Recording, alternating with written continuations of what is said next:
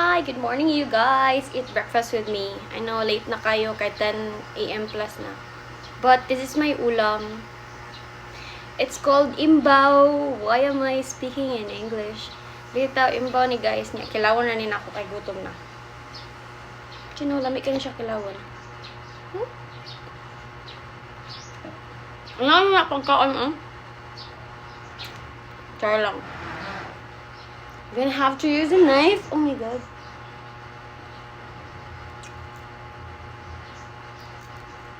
Wait, I'll show you.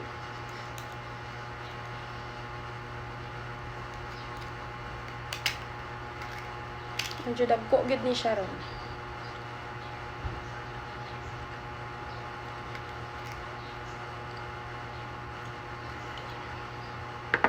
There you go.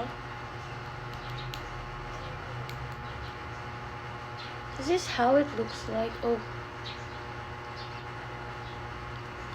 Ano ba?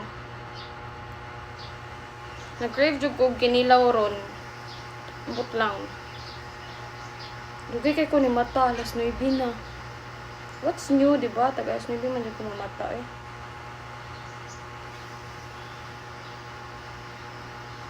Ha? And then, after that, imubutangan ng suka. O, diba? Para nasa Siargao feels lang ako dito. Nakoy asindery, a pinch of salt, char. And then, we do this.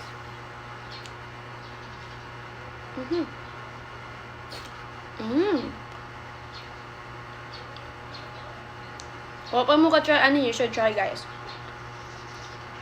Sila. Mo ni ang mainam para sa mga lactating moms out there. Parang siya nga shell. Actually, any kind of shell man siguro, pero much better gid daw ni siya. Nam.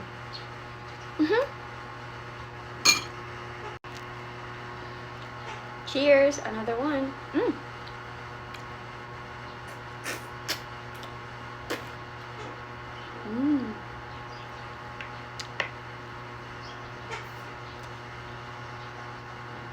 Ano kung kanon kay bahaw from last night. Nya.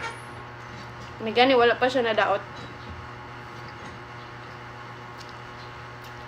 Ubani ko yung kaon ay. Maglain ako. Sige ko kaon ako rausa. Late na sud kaayo. But it's fine. Grab your bahaw.